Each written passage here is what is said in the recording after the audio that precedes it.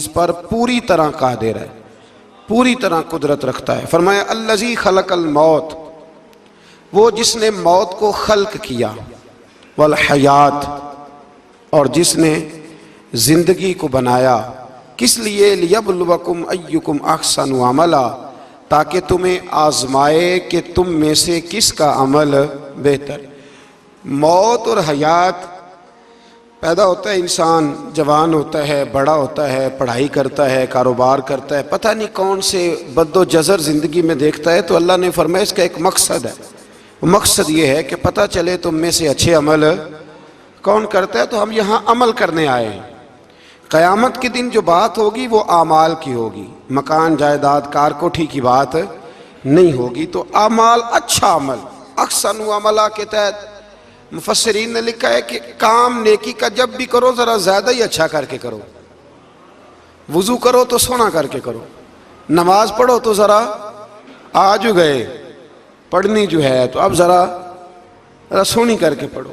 قرآن شریف کی تلاوت کرو تو ذرا پیاری کر کے۔ ذرا میں مدرسے کے بچوں کے ساتھ کبھی کبھی بیٹھتا ہوں، ان سے بڑا کچھ سیکھنے کو ملتا ہے، تو کبھی کوئی بات ان کو کہنے کا بھی موقع ملتا ہے، تو میں انہیں کہا کرتا ہوں کہ ہمارے بزرگ، میری اماں جی جب قرآن مجید کھولتی تھی نا، تو جو وہ رنگ تھا نا بزرگوں کا، حالانکہ وہ حدیثوں میں ہم نے نہیں دیکھا، لیکن وہ کبھی ہم جا کے کوئی بات کرتے تھے نا، تو تلاوت کے دوران تو وہ جلدی سے منہ پہ انگلی رکھتی تھی کہ چپ کرو میں قرآن پاک پڑھ رہی ہوں، اور پھر شنیل کا غلاف، اور پھر اس غلاف کو علیحدہ چومنا، قرآن پاک کو علیحدہ چومنا، اور پھر اس کو ریل میں رکھنا، اور پھر کئی کر کے۔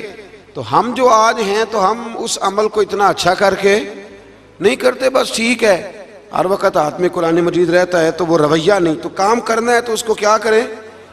اچھا کر کے کریں، ذرا مزیدار کر کے کریں، عمل کریں تو ذرا بہترین عمل کریں۔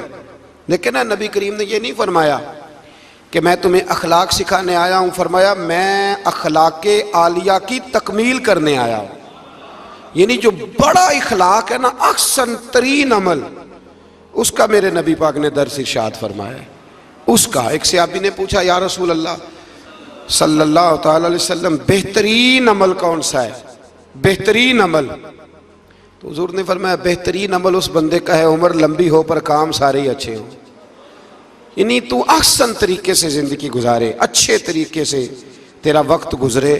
تو عمل جب بھی کرے نا، دیکھیں نا صدقہ اور خیرات کرنا ہے تو تانگ آ کے بھی تو کرنا ہی ہے نا، اور غریب کو 10 چکر گھر میں لگوا کے بھی تو کرنا ہی ہے نا، اس کو 6 دفعہ ڈانٹ کے بھی تو کرنا ہی ہے۔ تو کرنا ہے تو لہذا صحیح کر کے کر دو۔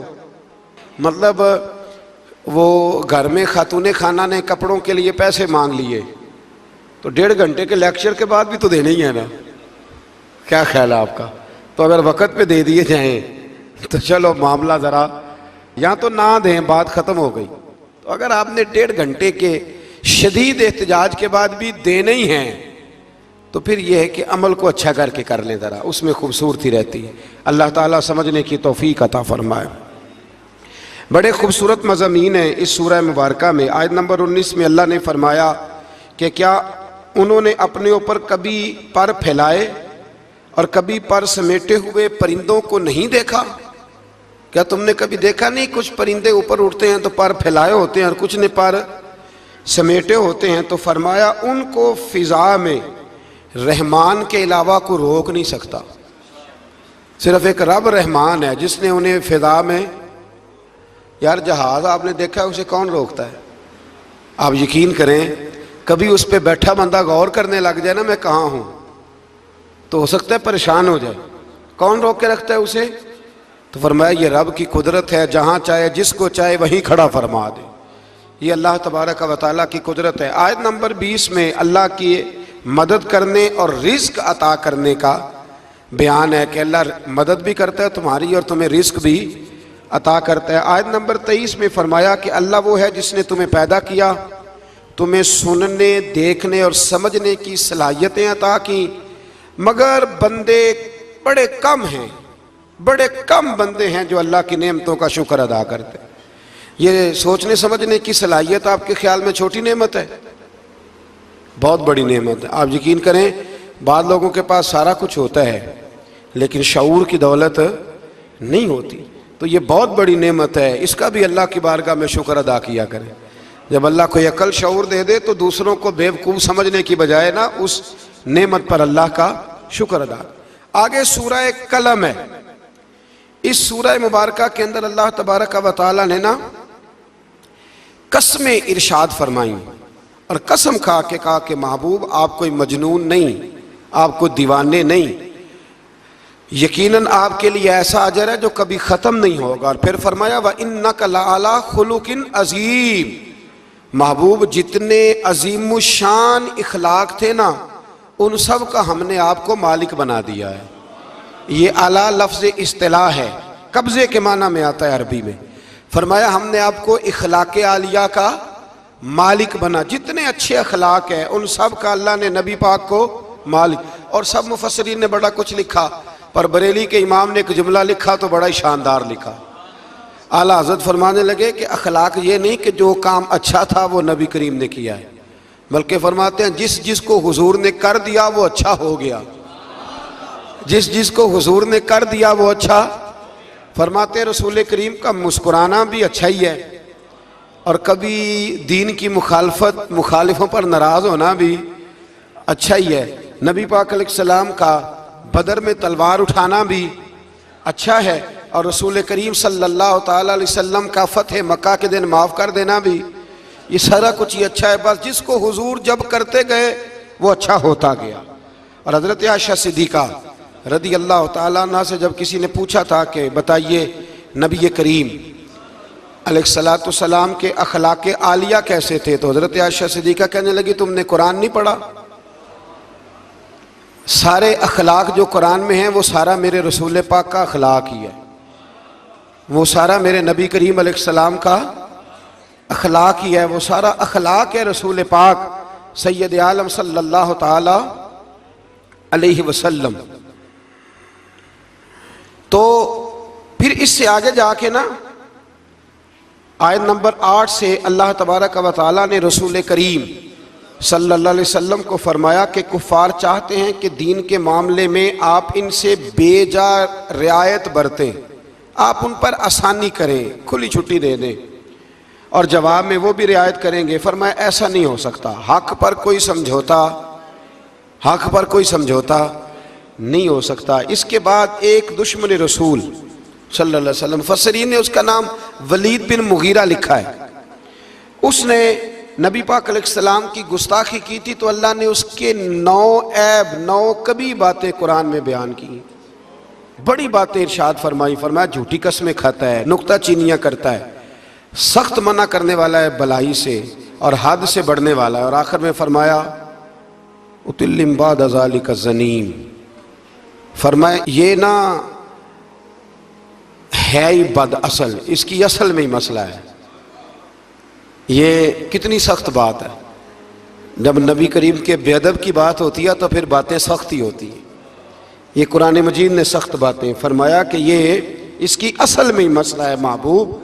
اس نے ایک بات کی تو اللہ کریم نے 9 اس کی کبھی اوصاف بیان فرمائے، اس لیے اعلیٰ حضرت نے کہا تھا دشمن احمد پہ شدت کیجئے، دشمن احمد پہ شدت کیجئے، ملحدوں سے کیا مروت کیجئے، شرک ٹھہرے جس میں تعظیم حبیب، اس برے مذہب پہ لعنت کیجئے، اس برے مذہب پہ لعنت کیجئے، اور جو نہ بھولا ہم غریبوں کو رضا، ذکر اس کا اپنی عادت کیجئے۔ آگے پھر سورۃ الحاقہ، اس سورہ مبارکہ کے شروع میں قیامت کے حق اور یقینی ہونے کو بیان کیا گیا ہے، پھر قوم سمود اور قوم عاد اور فرعون پر نازل ہونے والے عذاب کا ذکر ہے۔ یہ سارے مضامین پہلے بیان ہو چکے ہیں نا جی، ماشاءاللہ تفصیل سے ہم سن چکے ہیں، قوم عاد، قوم سمود، ان سب کے بارے میں اس سورہ مبارکہ میں اللہ نے بیان فرمایا۔ اسی سورہ کی آیت نمبر 19 سے بتایا کہ قیامت میں جس کے نامہ اعمال اس کے دائیں ہاتھ میں دیا جائے گا، یہ اس کے سرخ رو ہونے کی علامت ہوگی۔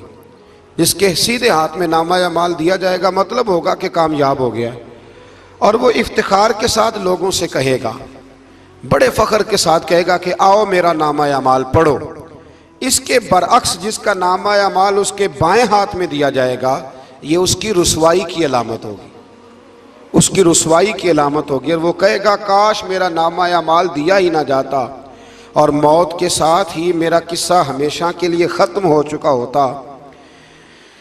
جس کا بھی نامہ اعمال سیدھے ہاتھ میں، ہمارے بزرگ فرماتے ہیں کہ سیدھے ہاتھ سے لینا دینا حضور کی سنت ہے، کوشش کریں لیں بھی سیدھے ہاتھ سے، دیں بھی، کھائیں بھی سیدھے ہاتھ سے۔ فرماتے ہیں عادت ہی سیدھے ہاتھ کی بنا لو، جب قیامت میں فرشتے نامہ اعمال دینے لگے تو عادت ہی سیدھے ہاتھ کی ہو، عادت ہی سیدھے ہاتھ کی ہو، عادت، اور سیدھے ہاتھ سے لیں، سیدھے ہاتھ سے ہی دیں۔ قیامت میں جس کا نامہ اعمال سیدھے ہاتھ میں دیا جائے گا سمجھیے وہ کامیاب ہوا۔ اور جب جس بچے کی فرسٹ پوزیشن آئی ہوتی ہے نا، وہ رزلٹ کارڈ سارے محلے کو دکھاتا ہے، اور جو فیل ہو جاتا ہے وہ ابا جی کو بھی نہیں دکھاتا، وہ کہتے ہیں کہ وہ ابھی آیا نہیں، ملا نہیں۔ قیامت کے دن بھی جو کامیاب ہوں گے نا وہ دنیا کو بتائیں گے کہ اللہ نے فضل کر دیا ہے، اور جو ناکام ہوں منہ چھپاتے پھریں گے۔ اللہ ہمیں پردہ پوشی عطا فرمائے۔ پھر آگے سورۃ المعارج ہے۔ اس سورت کے شروع میں ہی عذاب قیامت کا ایک بار پھر بیان ہے کہ حشر کا ایک دن 50,000 سال کے برابر ہوگا، آسمان پگھلے ہوئے تانبے کی طرح ہو جائے گا، اور پہاڑ دھنی ہوئی رنگین اون کی طرح ہو جائیں گے، کوئی کسی کا پرسان حال نہ ہوگا۔ اس وقت مجرم یہ تمنا کریں گے کہ بیوی بھائی رشتہ دار اور تمام اہل زمین سب کو اپنا فدیہ دے کے اپنی جان چھڑا لیں، سب کو دھونس دے آگ میں لیکن اپنی جان چھڑا لیں۔ اس دن انسان کا یہ حال ہوگا۔ یہ جو کچھ لوگ، میں نے پہلے بھی کہا تھا کہ کچھ لوگ نا مذاق اڑاتے ہیں قیامت کے عذاب کا، قبر کے عذاب کا، یہ بات درست نہیں ہے۔ دیکھیں نا کہ اللہ تعالیٰ نے قرآن مجید کی واضح آیات میں عذاب کا ذکر فرمایا ہے۔ کیوں فرمایا ہے؟ کہ لوگ اس عذاب سے ڈرے، اس سے بچنے کے لیے تیاری کریں، یہ بیان فرمایا۔ اب یہاں لوگ مذاق اڑاتے ہیں معاذ اللہ تعالیٰ، کہتے ہیں دیکھو جی فلاں مولانا کہہ رہے تھے بچھو آئیں گے تو یہ ہوگا۔ خدا کے بندو، مولانا کون ہوتے ہیں؟ مولانا کون ہوتے ہیں یہ بات کرنے والے؟ یہ تو حدیثوں میں آئی، قرآن مجید کی آیات میں آئی۔ آپ مذاق نہیں اڑائیں بلکہ کوشش کریں کہ اللہ تبارک و تعالی ہمیں سمجھنے کی توفیق عطا فرمائے۔ پھر آیت نمبر 19 سے انسان کے کم حوصلہ ہونے، مصیبت کے وقت گھبرا جانے اور نفع پہنچنے کی صورت میں بخل کرنے کا ذکر ہے۔ فرمایا بڑے کم حوصلے والا ہے، مصیبت کے وقت گھبرا جاتا ہے، اور اگر اسے ہم نفع دیں نا تو جب نفع ملے تو چاہیے تھا نا سخاوت کرتا، تو اس وقت کیا کرتا ہے؟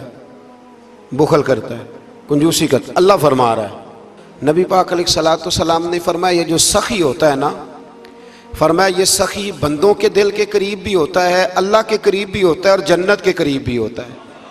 اور فرمایا یہ جو بخیل ہوتا ہے نا، بخیل، یہ بندوں سے بھی دور ہی ہوتا ہے، بندوں سے بھی دور ہے، جنت سے بھی دور ہے، اور اللہ تبارک و تعالیٰ کے قرب سے بھی دور ہے۔ اور حضور فرماتے ہیں جب صبح سورج طلوع ہوتا ہے تو فرشتہ دعا کرتا ہے، اللہ سخی کو زیادہ عطا فرما، اور کہتا ہے یا اللہ جو کنجوسی کرے نا اس سے روک لے، اسے نہ دے، اس لیے کہ جب وہ نہیں دے رہا۔ بڑی خوبصورت مثال علامہ اسماعیل حقی نے لکھی ہے۔ آپ فرماتے ہیں کنویں سے سارا پانی ختم ہو جائے تو نیچے سے تازہ آ جاتا ہے، اور اگر پانی ختم نہ ہو اندر ہی پڑا رہے تو باسی ہو جاتا ہے۔ تو ایسا ہونا چاہیے کہ ایک دفعہ سارا پانی ختم، میں آپ کو سارا مال صدقہ کرنے کو نہیں کہہ رہا، لیکن حضرت ابوبکر صدیق نے کئی دفعہ یہ کام کیا۔ ہجرت کی رات بھی سارے پیسے ہی لے گئے، تبوک کے دن بھی سارے پیسے خرچ کر دیے، حضور نے اعلان کیا تو سارے پیسے ہی۔ مولانا حسن رضا صاحب فرمایا کرتے تھے اعلیٰ حضرت کے بھائی، بیاں ہو کس زبان سے مرتبہ صدیق اکبر کا، کہ محبوب خدا محبوب ہے صدیق اکبر کا، اور لٹایا راہ حق نے گھر کئی بار اس محبت سے، کہ لٹ لٹ کر حسن گھر بن گیا صدیق اکبر کا، لٹ لٹ کر حسن گھر بن گیا صدیق اکبر کا۔ تو کنجوسی سے بچنے کی کوشش کریں۔ ہاں اسلام فضول خرچی سے منع کرتا ہے، فضول خرچی نہیں کریں، لیکن جہاں خرچ کرنا ہو وہاں سے کنجوسی بھی نہ کریں۔ پھر اس سے آگے سورہ نوح کا ذکر ہے۔ اس سورہ کے شروع میں ہی نوح علیہ السلام کا اپنی قوم کی طرف مبعوث ہونے پر قوم کو اللہ کی عبادت کی دعوت دینے اور گناہ چھوڑنے کا ذکر ہے۔ پھر حضرت نوح علیہ السلام نے جو اپنی قوم کے بارے میں اللہ سے فریاد کی کہ اللہ یہ نہیں مانتے، پھر عذاب آیا، تو اس ساری بات کا اللہ نے سورہ نوح کے اندر ذکر فرمایا۔ پھر آگے سورۃ الجن ہے، سورہ جن۔ میں نے آپ کو پچھلے کچھ اسباق میں بھی بتایا تھا کہ جن نبی کریم علیہ السلام کے غلام تھے، حضور کا کلمہ پڑھتے تھے۔ جنات مسلمان ہوتے ہیں، بلا وجہ کسی کو تنگ نہیں کرتے۔ ہمارے ہاں جتنا شور ہے نا جنات کے آنے کا، اتنے آتے نہیں، اتنا کالا جادو ہوتا نہیں جتنا کہ ہم لوگوں نے سمجھ لیا ہے۔ قرآن مجید کی آخری 2 سورتیں پڑھیں، اللہ اپنی رحمت فرمانے والا ہے، اللہ کرم نوازی کرنے والا ہے۔ اس صورت میں اس امر کا بیان ہوا ہے کہ جنات جو تھے وہ عالم بالا میں خبروں کی سن گن کے لیے، خبریں تلاش کرنے کے لیے جایا کرتے تھے، مگر اب وہ وقت آ گیا ہے کہ عالم بالا میں ان کا داخلہ بند کر دیا گیا ہے۔ ایک وقت تھا کہ جنات خبریں سننے گننے کے لیے چلے جاتے تھے، اب ان کا داخلہ اب وہاں کی خبریں بتا سکتے، یعنی کو بابا جی اگر کہہ دینا کہ مجھے جن نے بتایا ہے کہ تیری اتنی روزی ہے، اتنی باندھ ہے، تب تو مر جائے گا، تو یہ بات اس لیے درست نہیں کہ اب جنوں کا وہاں جانا ویسے ہی بند ہو گیا۔ تو اب بابا جی تو آپ کو پتہ ہے نا، یہ بھی کہہ دیتے ہیں اللہ ماشاءاللہ کہ وہ چیزیں پیسے مانگتی ہیں، یعنی بڑی بڑی عجیب فلسفے کے ساتھ نا وہ چیزیں پیسے مانگتی ہیں۔ تو میں نے کہا مطلب چیزوں کا پیسے مانگنا تو سمجھ میں نہیں آتا، یا پھر کوئی ایسی بات بتا دی جاتی ہے کہ جس سے وہ پیسے دینے والا ماحول بن جاتا ہے۔ تو فرمایا اب ان کا وہاں جانا بند ہے، اور جو بھی جاتا ہے محافظ ان کا راستہ روک لیتے ہیں، اور آگ کے گولے ان پر برسائے جاتے ہیں اگر آسمانوں پر جانے کی جن کوشش کریں۔ جنات نے مشورہ کیا کہ پورے روئے زمین کا جائزہ لے کے دیکھیں آخر یہ سارا منظر کیوں تبدیل ہو گیا، تو ضرور کوئی بڑی تبدیلی آئی ہے۔ حضرت ابن عباس رضی اللہ تعالیٰ عنہ نے بیان کیا کہ ان کی ایک جماعت مکے کی طرف گئی، اور وہاں نبی پاک علیہ السلام عکاظ کے بازار میں اپنے اصحاب کو صبح کی نماز پڑھا رہے تھے۔ انہوں نے یہ قرآن سنا، اور پھر جن جا کے دوسروں کو کہنے لگے کہ ایسا قرآن سن کے آئے ہیں کہ جیسا کبھی نہیں سنا۔ تو آؤ پھر محبوب کریم کی بارگاہ میں چلتے ہیں، خود بھی مسلمان ہوئے اور اپنی قوم کو بھی اسلام کی دعوت دی۔ اس کی آیت نمبر 26 میں اللہ تبارک و تعالیٰ نے فرمایا، یہ سورہ جن جو ہے نا، اس کی آیت نمبر 26، اللہ کریم نے ارشاد فرمایا عالم الغیب فلا یظہر علی غیبہ احدا، فرمایا غیب کا جاننے والا اپنے غیب پر کسی کو مطلع نہیں کرتا، غیب کا جاننے والا آگاہ نہیں کرتا اپنے غیب پر کسی کو بھی۔ آگے فرمایا الا من ارتضی من رسول، لیکن اپنے رسولوں میں سے جس کو پسند کرتا ہے اس کام کے لیے چن لیتا ہے۔ کسی عام بندے کو غیب پر مطلع، یہ آیت نمبر 26 میں نے کتنی دفعہ یاد کرائی آپ کو؟ تو بھئی عقائد جو ہوتے ہیں وہ جب سے ہم قرآن مجید پڑھ رہے ہیں جگہ جگہ عقائد آئے ہیں اہل سنت کے، جگہ جگہ آئے ہیں، تو آپ سمجھیں نا کہ یہ عقیدہ جو ہوتا ہے یہ شعر سے ثابت نہیں ہوتا، یہ قرآن حدیث سے ثابت ہوتا ہے۔ شعر تو ایک ذوق کا نام ہے۔ تو فرمایا عام آدمی کو اللہ غیب پر اطلاع نہیں دیتا، پر اپنے رسولوں میں سے جس کو چاہتا ہے اس کام کے لیے چن لیتا ہے۔ تو بتائیے نبی پاک سے بڑھ کے بھی اللہ کسی کو چاہتا ہے؟ حضور نے فرمایا خبردار ہو جاؤ، اس نے مجھے اپنا محبوب بنایا ہے، الا وانا حبیب اللہ، خبردار میں اللہ کا حبیب بن کے آیا ہوں۔ تو علم غیب اللہ نے اپنے رسول کو دیا، اور اس کی برکت سے نبی کریم علیہ السلام نے دین کا بہت سارا کام کیا۔ حبیب کریم علیہ السلام نے بہت ساری باتیں، اور بہت سارے ایسے لوگ ہیں جو صرف حضور کا غیب دیکھ کے ایمان لائے، یعنی ایمان ہی غیب دیکھ کے لائے۔ خود حضرت عباس نبی کریم کے چچا، وہ جب بدر کے لیے آنے لگے نا، وہ آنا اس وقت بھی نہیں چاہ رہے تھے، پر قبیلے اور برادری نے مجبور کر کے انہیں ساتھ تیار کیا۔ وہ آئے نا تو جو گھر میں سونا پڑا تھا نا وہ ایک جگہ پہ چھوڑ آئے، اپنی بیوی کو کہنے لگے کہ میں آ گیا تو نکال لوں گا، اور اگر میں قتل کر دیا گیا تو تو نا نکال کے بچوں پہ خرچ کر دینا۔ تو نبی پاک علیہ الصلوۃ والسلام کے پاس جب یہ قیدی ہو کے آئے تو حضور نے فرمایا چچا فدیہ دو، اتنے پیسے دو چلے جاؤ۔ تو کہنے لگے میرے پاس تو شے ہی کوئی نہیں۔ وہ جو 15 دن عمرے والے وہاں رہتے ہیں نا، وہ 2.5 من کی شاپنگ کر لیتے ہیں، اور جب کسٹم والا کہتا ہے پیسے دو تو تازہ عمرہ کیا ہوتا ہے، کہتے شے ہی کوئی نہیں۔ یہ ظلم ہے، تازہ عمرہ کیا ابھی آئے ہیں، ہاں جی۔ تو مطلب اتنی وہ خستہ حالی ہو جاتی ہے. یہ میں پریکٹیکل بتا رہا ہوں اللہ کے فضل سے. ایک سے میں نے کہا تو مجھ سے لے لے, کہتا چپ کرو تسی کو بچ بول دے ہو. میں نے کہا مجھ سے لے لو دے دینا, کہتا تو چھڈو. بھائی چھوڑیں, آپ کیوں غلط بات کرتے ہیں. تو بہت سارے بندے ہوتے ہیں جو کہتے ہیں شے ہی کوئی نہیں, بالکل کوئی شے نہیں. ہاں کوئی پلاٹ سستا بک رہا ہو تو پیسے نکل آتے ہیں, پھر کہتے ہیں میں پھڑے نے کسی کو لو. بھائی کو کھا جائے گا, چلے ٹھیک ہے آپ چھپائیں اپنی دولت کو, لیکن ان لفظوں کے ساتھ ناشکری کرنا کہ شے ہی کوئی نہیں, یہ معاملہ درست ہے. تو حضرت عباس نے بھی نا نبی کریم کی بارگاہ میں عرض کیا, حضور کوئی شے نہیں, کہاں سے دوں. تو حضور مسکرائے. حضور نے فرمایا چاچا جب گھر سے نکلنے لگے تھے تو وہ اکیلے میں میری چچی کو بلا کے جو پیسے دے کے آئے تھے, اور وہ اس کو کہہ کے آئے تھے کہ میں آ گیا تو میں تمہیں بتاؤں گا کیا کرنا ہے, نہ آیا تو پھر نکال کے بچوں پہ خرچ کر دینا. یہ سن کر حضرت عباس پہ راشا ہوا طاری. یہ سن کر حضرت حفیظ جلندری کہتے ہیں یہ سن کر حضرت عباس پہ راشا ہوا طاری کہ پیغمبر تو رکھتا ہے دلوں کی بھی خبرداری. خیال آیا مسلمان نیک و بد پہچان جاتے ہیں اور محمد آدمی کے دل کی باتیں جان جاتے ہیں.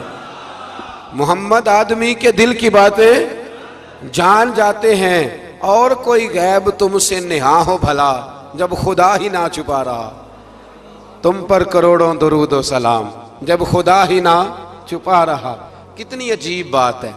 یہاں بھی لوگ ترازو لے کے بیٹھے ہیں. اقبال سے کسی نے کہا کہ دو علماء کی بحث ہے, کہتا ہے حضور کو غیب نہیں, دوسرا کہتا ہے آؤ چلیں. تو اقبال کہنے لگے مجھے شرم نہ آئے گی میں وہاں چلا جاؤں جہاں لوگ میرے نبی کا علم تولنے کے لیے ترازو لے کے بیٹھے ہیں, حضور کا علم تول رہے ہو. اقبال کہنے لگے میرے نبی کے تو غلاموں کا علم نہیں تولا جا سکتا, تم حضور کے علم کی بات کرتے ہو. یہ تھوڑا سوچ سمجھ کے بات کرنی چاہیے, اور نص قطعی ہے قرآن پاک کی. ایک دن سجا لیا تھا میرے نبی پاک نے منبر, فرمایا پوچھ لو پھر جو پوچھنا ہے پوچھو. تو حضرت عمر جیسے لوگ اٹھ کے کھڑے ہو گئے, کہا یا رسول اللہ ہم اللہ کے رب ہونے پہ راضی ہیں, آپ کے رسول ہونے پہ راضی ہیں, اسلام کے دین ہونے پہ حضور ہم بڑے راضی ہیں, ہم بڑے راضی. اس لیے یہ تو ایسا مسئلہ ہے کہ اس مسئلے کو دیکھ دیکھ کے لوگ مسلمان ہوئے. تو حضرت عباس کو جب حضور نے ساری بات بتائی نا, تو حضرت عباس کہنے لگے فدیہ مرضی کا لے لینا پر پہلے مجھے کلمہ پڑھاؤ. کہا کیوں؟ فرمایا مجھے سمجھ آ گئی ہے, وہ بات میرے اور میری بیوی کے علاوہ کسی کو پتہ ہی نہیں, اگر آپ کو پتہ چلی ہے تو یقیناً آپ کو کوئی بتانے والا ہے, تو وہ جو آپ کو بتانے والا ہے نا وہی رب العالمین ہے. تو حضور کا تو غیب دیکھ کے دنیا کلمہ پڑھ جاتی تھی. اس پر بڑی تفصیل سے میں نے ایک دفعہ بات کی تھی, موقع ملا تو وہ ساری روایات ایک جگہ کسی وقت جمع کریں گے انشاءاللہ تعالی, اور آپ کو عرض کریں گے کہ وہ کیا خوبصورت ماجرا ہے. اور اب تو الحمدللہ ایک اور آسانی بھی ہو گئی ہے. میری باتیں کوئی اس قابل تو نہیں تھی, لیکن چونکہ اللہ رسول کے فرامین تھے تو ایک دوست نے لکھنی شروع کر دی, انشاءاللہ جلدی چھپ بھی جائیں گی. تو عرض کرنے کا مقصد یہ ہے کہ یہ چیزیں آئیں گی اور آپ کو بتائیں گے کہ اللہ نے اپنے محبوب کریم کو کس طرح غیب کے خزانوں کی کنجیاں عطا فرمائی ہوئی. تو اس سے آگے پھر سورہ مزمل شروع ہوتی ہے. سبحان اللہ. سورہ یا ایھا المزمل, کہا او چادر اوڑھنے والے محبوب, قم اللیل الا قلیلا, ساری رات نہ بیدار رہا کر, تھوڑا آرام بھی کر لیا کر, تھوڑا سا. کیا کہا حضرت نے؟ خدا کی رضا چاہتے ہیں دعا لو, خدا چاہتا ہے رضا. اور درویش کہتے ہیں رب آکھیا سونے محبوبہ تیرے 100 ناز اٹھانا ہاں, لوکی میریاں قسماں چاندے نے میں تیریاں قسماں چاہنا. کہا اے میرے پیارے حبیب, اے چادر اوڑھنے والے, تھوڑا آرام بھی کیا کریں. حضور ساری رات نماز پڑھتے تھے نا, تو اللہ نے کہا محبوب تھوڑا آرام بھی کیا کریں. پھر اس میں بڑے خوبصورت چیزیں اللہ کریم نے بیان فرمائی ہیں, قیامت کی ہولناکیوں کا بھی ذکر فرمایا ہے. پھر آخر میں فرمایا کہ تم اپنی بھلائی کے لیے جو کچھ بھی آگے بھیجو گے اس کو اللہ تعالیٰ کے پاس اس سے بہتر اور زیادہ ثواب والا پاؤ گے. یعنی اس کا معنی یہ بھی ہو سکتا ہے کہ اپنی سوچ سے زیادہ تم ثواب پاؤ گے جو چیز آخرت کے لیے تم بھیجو گے. اور اللہ سے مغفرت طلب کرتے رہو, بے شک اللہ بہت مغفرت فرمانے والا اور بے حد رحم کرنے والا ہے. پھر اس سے آگے سورہ مدثر ہے, مزمل کے فوراً بعد سورہ मुदस्सर, इस सूरह मुबारक में बड़ा खूबसूरत अंदाज है। या अय्युहल मुदस्सर, ए चादर ओढ़ने वाले, कुम फअनज़िर, उठिए और लोगों को डराइए। उठिए, आप पैगाम दीजिए, उठिए लोगों को डराइए। उठ बांध कमर क्यों डरता है, फिर देख खुदा क्या करता है। आप उठिए। इस सूरत में अल्लाह ताला ने आपको शान महबूबी के साथ खिताब करते हुए फरमाया है, चादर ओढ़ने वाले उठिए और लोगों को अल्लाह के अजाब से डराइए और अपने रब की किबरियाई का ऐलान फरमाइए। बताइए कि आपका रब कितना बड़ा है।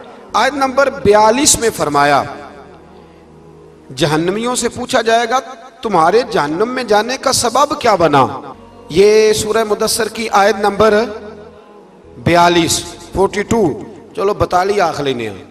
आयत नंबर 42, जहन्नमियों से पूछा जाएगा जहन्नम में आए हो तो सबब क्या बना। तो वो पहला सबब बताएंगे कि हम नमाज पढ़ने वालों में से ना थे। पहला सबब दोज़ख में जाने का नमाज ना पढ़ना है। रमज़ान के बाद भी पढ़ेंगे इंशाअल्लाह, और ईद वाले दिन भी पूरी 5 पढ़नी है इंशाअल्लाह, पूरी 5।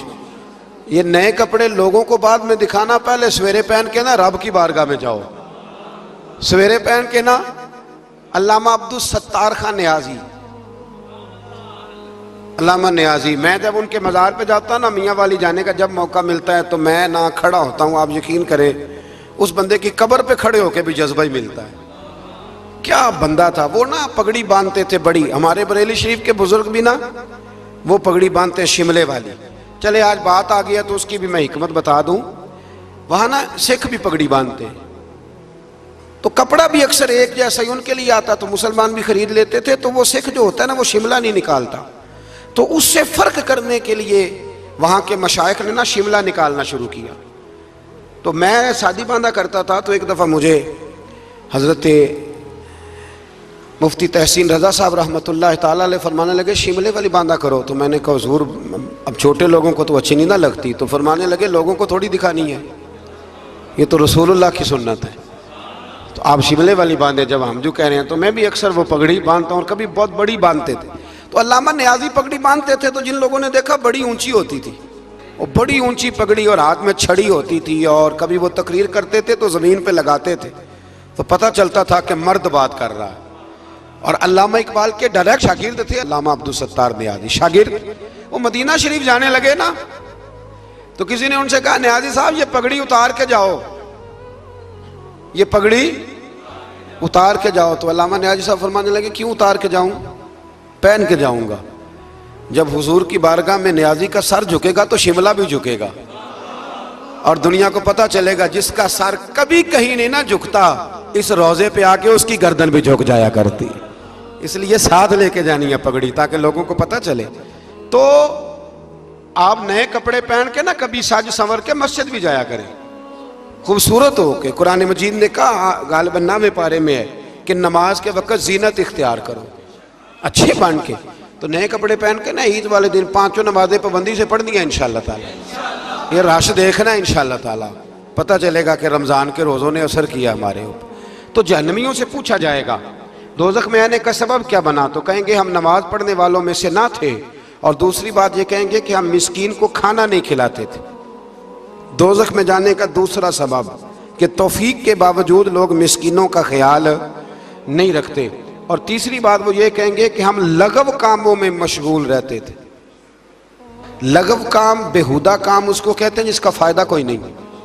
ये बड़े बड़े सियाने लोग गेमें खेलते, सियाने लोग, अक्लमंद लोग। तो ये जहन्नम में जाने का तीसरा सबब कुरान ने बयान किया। लगविया, फट्टे पे बैठ गए, फजूल बात शुरू कर दी। भाई इससे बेहतर था तो कुरान मजीद की तिलावत करता। ऐसे ही बिला वजह लगवियात हैं ये सारी। मैं मना नहीं करता खाना खाने के लिए कभी ज़रूर जाएं, लेकिन ये माहौल ही बना लेना कि आज तुझे पार्टी है तो कल मुझे पार्टी है तो परसों उसको पार्टी है। तो ये शुगल मेला हर वक्त का, मुसलमान के पास तो इतना वक्त ही नहीं। एक दोस्त मुझे कहने लगे कि मैं आजकल बड़ा बोर हो रहा हूँ, तो मैंने कहा तो असल में फारग है, वरना हमारे पास तो टाइम ही कोई नहीं बोर होने का। बंदा मतलब को फुर्सत मिले तो बोर हो ना, पता नहीं कहाँ से लोग टाइम निकाल लेते, अब बोर भी हो लेते। तो आप फारिग लगवियात से बचे। लगव काम करना जहन्नुम में जाने का तीसरा सबब है। ये कुरान मजीद ने इस सूरह मुबारका की आयत नंबर 42 में इरशाद फरमाया। اور چوتھے نمبر پر کہیں گے ہم قیامت کے دن کو جھٹلاتے تھے کہ موت ہمارے سر پہ آ گئی۔ یہ 4 کام ہیں جو جہنم میں جانے کا سبب بنیں گے۔ نماز نہ پڑھنا، پہلا کام مسکین کو کھانا نہ کھلانا، اور تیسرا لغو اور فضول کاموں میں مشغول رہنا، بالکل کسی کوئی فائدہ ہی نہیں وہ کام کرتے رہنا، بالکل بے معنی بے مقصد کام کرنا۔ اور چوتھے نمبر پہ کہیں گے کہ ہم قیامت کے دن کو، آج بھی کچھ لوگ کہہ دیتے ہیں کہ مریں گے تو دیکھی جائے گی، مثلا کیا دیکھ لیں گے آپ؟ اتنی بڑی جرت، اتنی بڑی، اللہ تعالی ہمیں سمجھنے کی توفیق عطا فرمائے۔ سورۃ القیامہ شروع ہو جاتی ہے جی اس سے آگے۔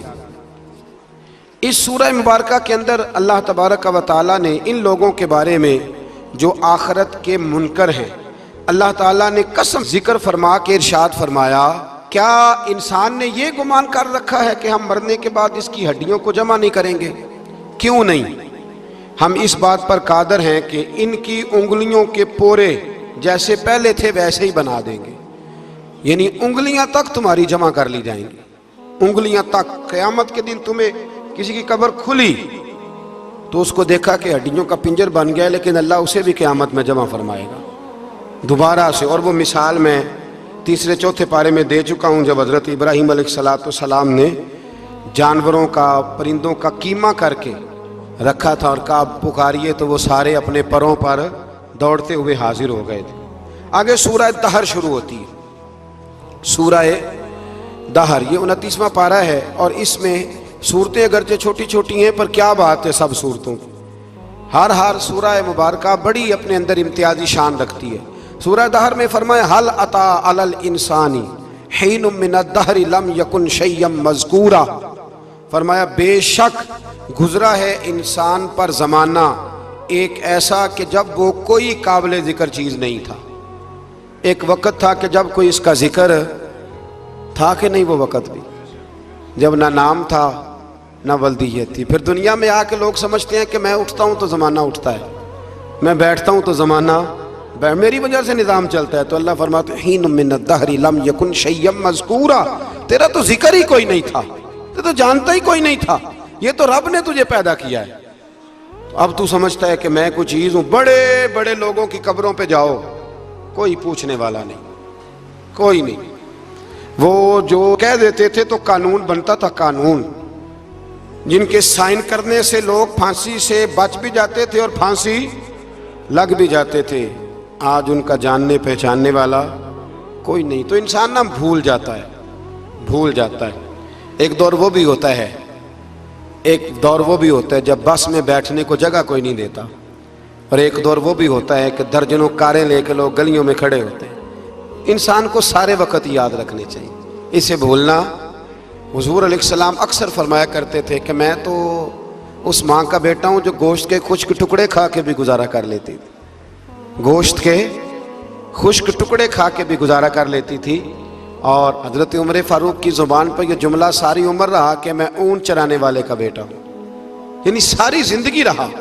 لوگ بھول جاتے۔ محمود غزنوی نے ایاز کو بڑا نوازا، لوگوں نے شکایت کی کہ ایاز تو آپ سے تحفے لے کے تو جنگل میں جمع کر رہا ہے دولت۔ محمود کہنے لگے تمہیں کیسے پتا؟ کہنے لگے عصر کے بعد کہاں جاتا ہے روز، پتا ہے؟ لگا نہیں۔ تو کہا پھر آپ کو آج تک یہ نہیں پتا کہ عصر؟ محمود کہنے لگے واقعی یار اس نے کبھی بتایا نہیں عصر کے بعد کہاں ہوتا ہے۔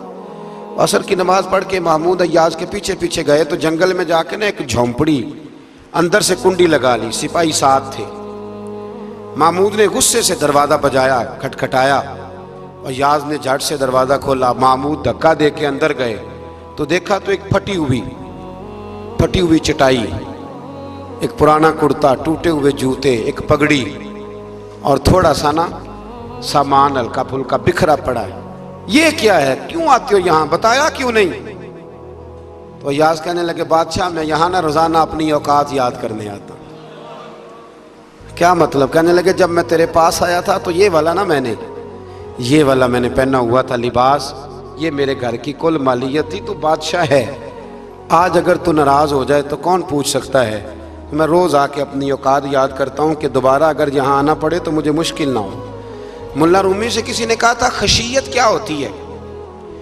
تو آپ فرمانے لگے ایک مانگنے والی سے ایک بادشاہ نے نکاح کر لیا تھا، مانگتی تھی، بادشاہ کو پسند آ گئی، شادی ہو گئی، تو سارا دن روتی تھی، سارا دن روتی تھی۔ تو اس کی کنیزیں اس سے کہنے لگی کہ بس بھی کر، اللہ کا شکر بھی ادا کر، اتنا تجھے اللہ نے نواز، تو روتی رہتی ہے۔ تو کہنے لگی اس لیے نہیں روتی اس لیے ہوں کہ میں اس قابل نہیں تھی، اور ڈرتی اس بات سے ہوں کہ کہیں میرا سائیں ناراض نہ ہو جائے۔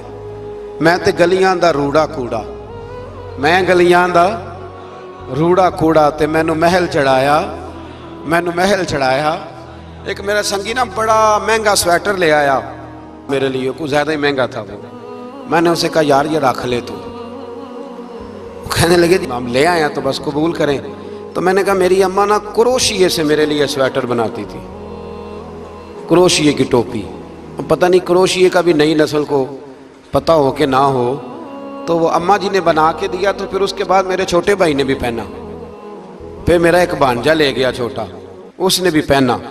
تو وہ اتنا مزیدار ہوتا تھا، اتنا شاندار ہوتا تھا کہ جو دھاگے اس میں لگے ہوئے تھے وہ دوبارہ کسی اور جگہ نظر، وہ کہیں اور میسر۔ تو اپنی اصل جو ہوتی ہے اس کا خیال رکھیں، اس کا دھیان کریں، اس پر توجہ کریں، اس پر ضرور غور کریں، یہ بڑی اہم بات۔ بہرحال اس پر بڑی باتیں کہنے والی ہیں، لیکن میں آگے بڑھتا ہوں۔ سورہ دہر سے آگے سورہ مرسلات ہے۔ اس سورہ کے شروع میں آثار قیامت کا ذکر ہے، اور بار